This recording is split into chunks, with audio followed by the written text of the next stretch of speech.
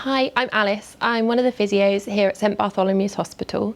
This video is a basic introduction aimed at non-ITU doctors into respiratory assessment and mechanical ventilation in light of the current coronavirus pandemic.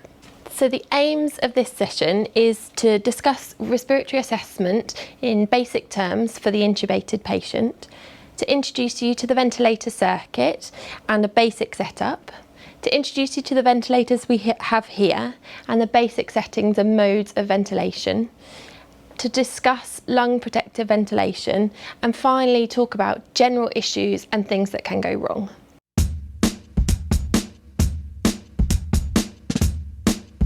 First, we're going to talk about respiratory assessment. So when you approach the bedside, it's important to have an initial discussion with the nursing staff. Ask them about their recent ventilation, whether they've been difficult or easy to ventilate, whether they've had any problems in the last few hours or overnight. Also, it's important to inquire about secretion load, whether they've been able to clear that and whether they've been coughing. Ensure that you've always got your appropriate PPE when you approach the bedside. First of all, think about looking from the end of the bed. Think about the airway that the patient has, whether that's a tracheostomy or an endotracheal tube. Assess their work of breathing and their chest wall movement, also taking note of their colour and how they look from the end of the bed. Take from the monitor the basic respiratory markers, such as your oxygen saturations, your respiratory rate, and your end tidal carbon dioxide. On approaching the patient, it's important to feel the chest wall, feel for the movement, and see if you've got equal expansion left and right. It's also really important to auscultate these patients, having a listen for breath sounds where they are present or absent or harsh, and also whether there's any additional sounds, any secretion load that can be heard. Remember to check for all patients the length of the endotracheal tube at the lips. That will also be documented on the bedside chart and is checked every shift.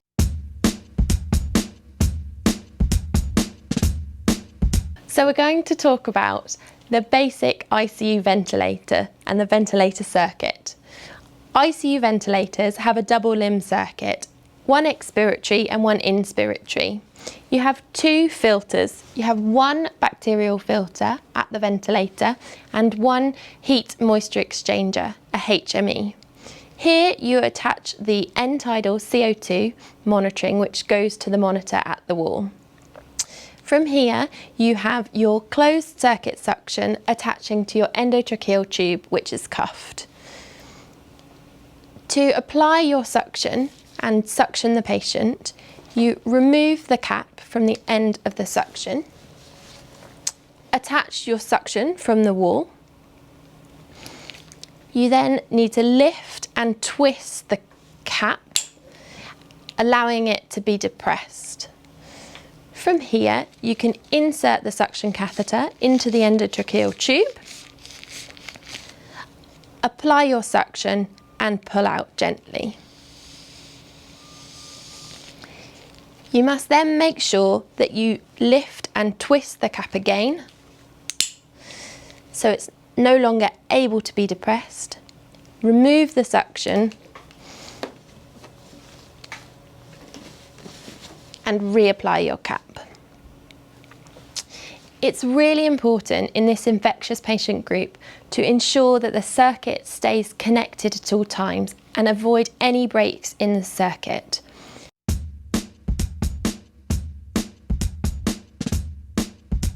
So now we're going to introduce you to the ventilator. All pre-use checks will have been completed by the ITU team. On the front screen, on the standby screen, you need to make sure that it is an adult patient, that the ventilation type is invasive, and your ventilation mode is set to what you require. We will discuss this a little bit more in detail later. So to start the ventilator, you press and hold and tap start ventilation and start ventilation. Looking at the screen, you'll then have your mode of ventilation across the top with your three waveforms: pressure, flow and volume. On the right hand side here, we've got the modes and other things that can be manipulated.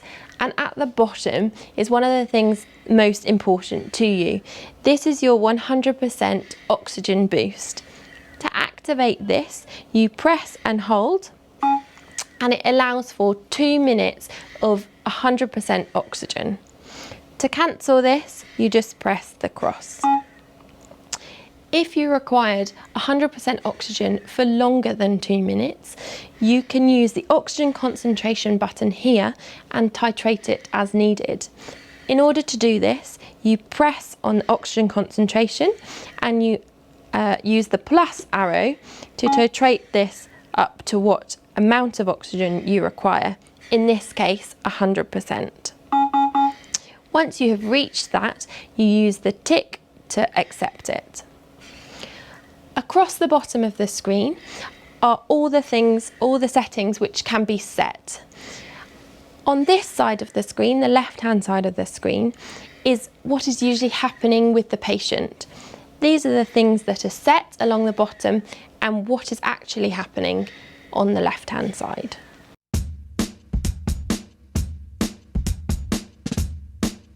So the ventilator can be used in 3 main ways.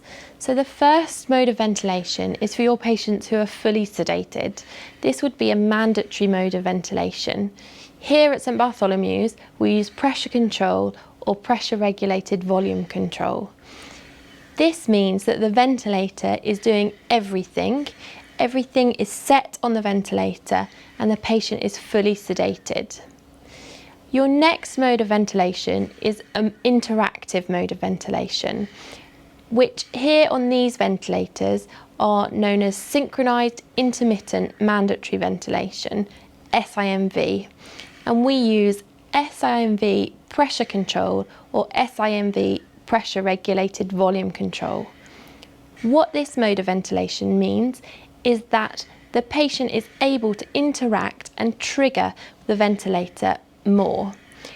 The ventilator still provides a set respiratory rate, but the patient is able to trigger their own breaths. The third mode of ventilation is a support or spontaneous mode of ventilation, such as pressure support or CPAP. In this mode of ventilation, the patient triggers all of the ventilator breaths. The ventilator is not providing those structured respiratory rate. We're going to talk in more detail about these modes shortly.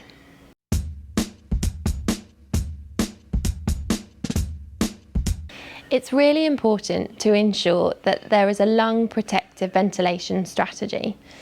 This means that the tidal volume will be set at a maximum of 6 mils per kilo of predicted body weight. This will be seen on the ventilator here. It's also vitally important to make sure that the peak airway pressures do not rise above 30. This can be seen on the ventilator here. It's also important for re-recruitment of the alveoli to ensure that a high PEEP is used, and this will be set by the ICU team. This can also prevent further injury to the lung.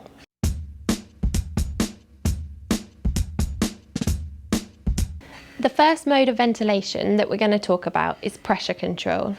This is one of your mandatory modes of ventilation. In pressure control, you have your oxygen concentration set and your PEEP. And again, this will be set quite high by the ICU team. These are the 2 things that are going to affect your oxygenation. You've also set your pressure control, and this is above the level of your PEEP and your respiratory rate.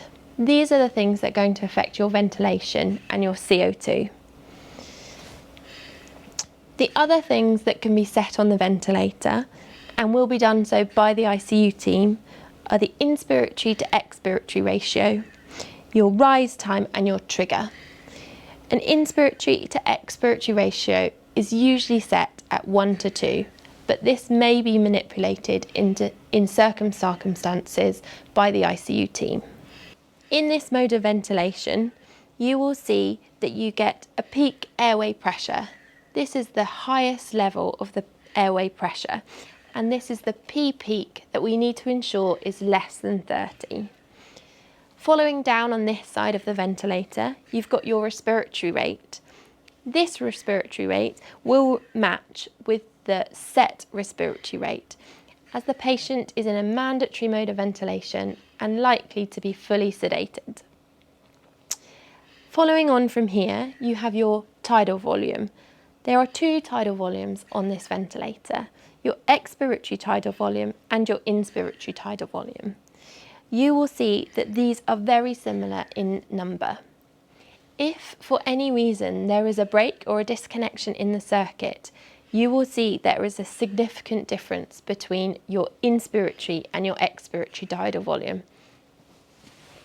For example, you'll now see that you've got a huge difference in your volumes, and the ventilator will alarm. To silence the alarm, you press the button at the top right-hand corner.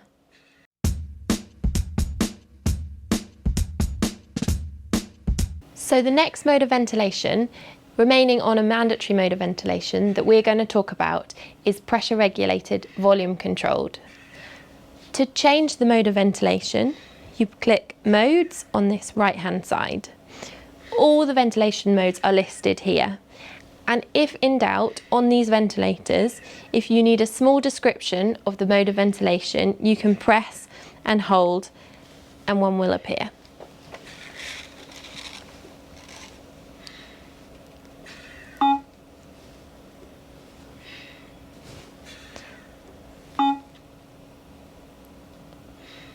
So PRVC stands for pressure regulated, volume controlled.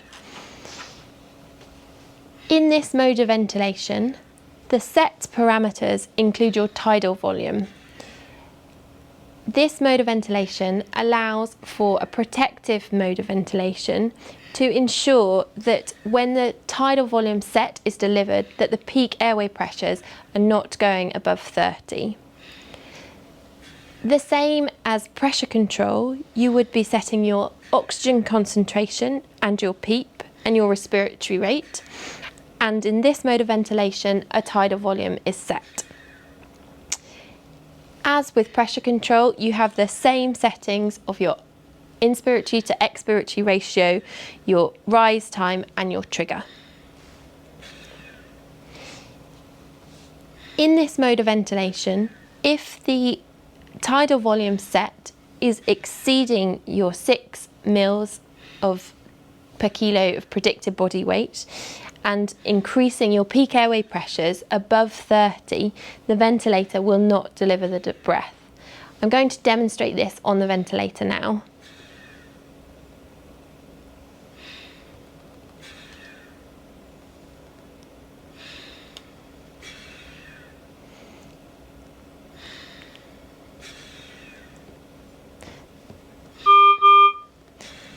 So by increasing your tidal volume, you can see that your tidal volume of predicted body weight has increased, but also that your peak airway pressure has increased.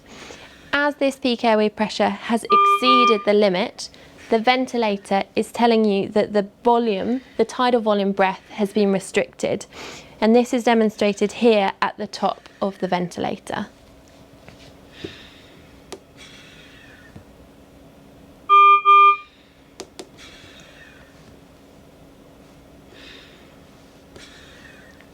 If in this mode of ventilation, the ventilator is continually unable to deliver the tidal volume set, the patient's ventilation will be affected. And in this case, it's important to make contact with the ICU team to adjust the ventilator settings.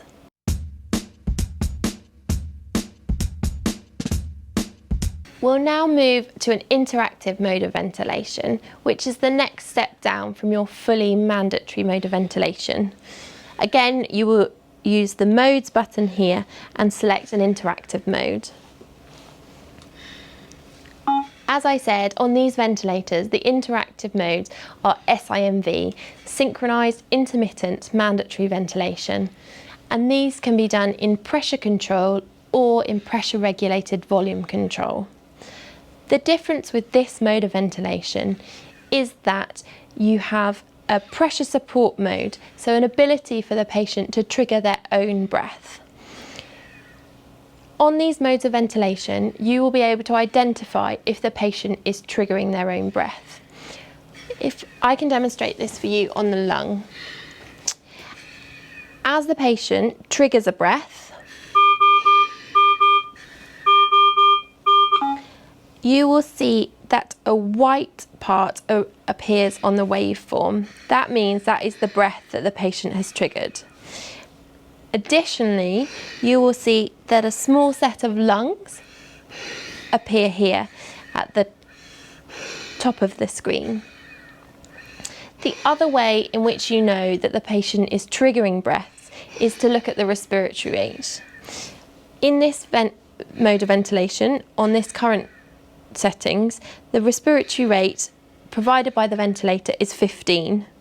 You can see that as the patient triggers a breath, the respiratory rate on the left-hand side increases.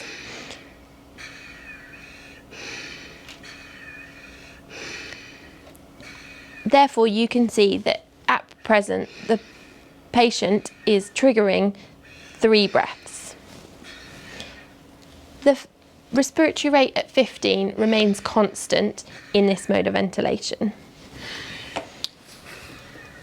In terms of settings, it's also important to make sure that your pressure control and your pressure support are set the same.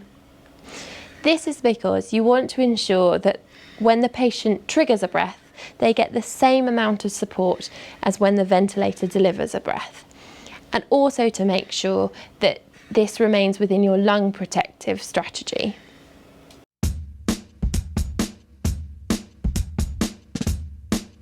So we're just going to talk briefly about SIMV PRVC. So this is one of your interactive modes.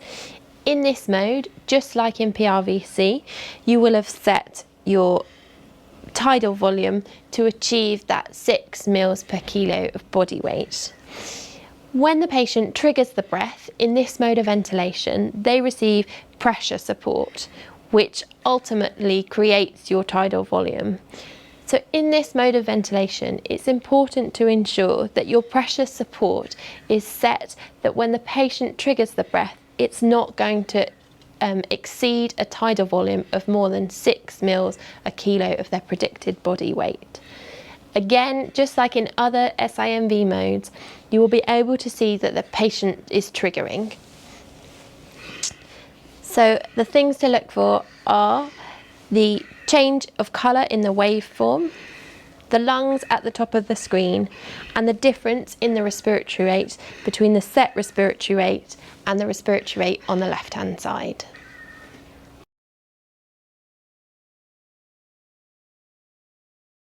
So the final mode of ventilation that we're going to talk about is the supportive or spontaneous mode of ventilation.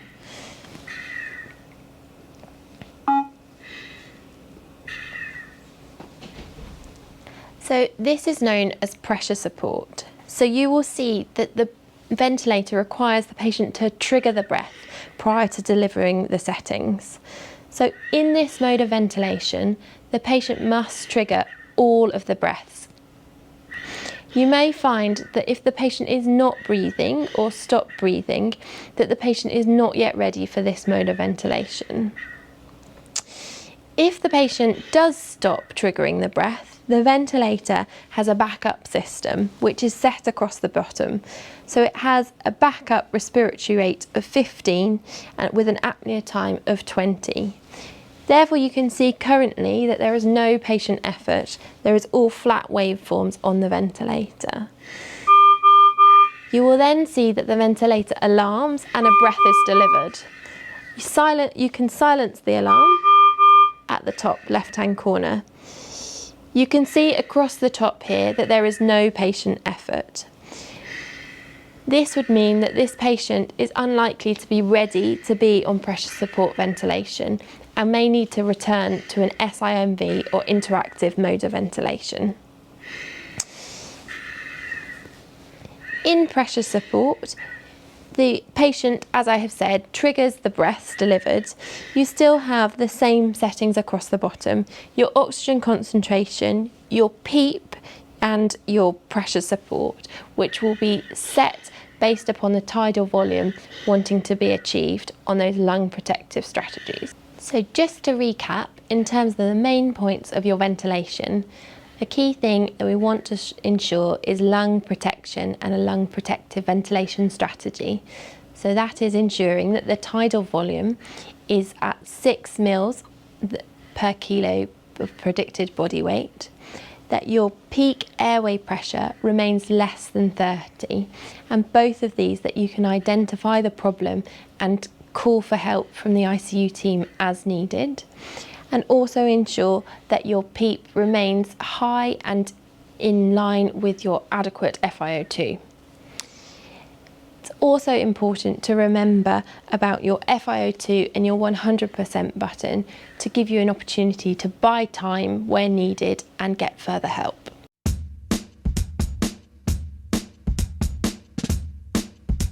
We just want to touch upon some common problems that may occur. One of the things is the movement or dislodging of the endotracheal tube. It should always be checked at the length at the patient, and also make sure that this is corresponding and the same as what is documented on the ICU chart. Make sure that after any significant moving or rolling and repositioning that the tube remains at the same length as documented and was previous to the move. Other problems that can occur is a blockage of the endotracheal tube caused by secretions or plug. In this case, you'll see a large disruption to the ventilation and a likely deterioration in the patient's respiratory parameters. In order to identify this, it's important to attempt to pass a suction catheter down the endotracheal tube. As before, you will use your closed circuit suction. Make sure that it is open and feed the suction catheter down through the endotracheal tube. If there is a block, you will not be able to pass the suction catheter down. Another problem that could occur in this patient group is the incidence of a pneumothorax. This is a very serious condition and will need immediate attention. Make sure that you're using all your clinical skills to identify this pneumothorax and seek help from the ICU team immediately. So in summary, we have now covered the respiratory assessment for an intubated patient, an introduction to the ventilator circuit and the suction unit, the basic understanding and setup of the ventilator, and also the modes of ventilation. We really want to emphasise the importance of the lung protective strategy, but also to make sure that you're calling for help when needed, and the ICU team will be able to come and assist you.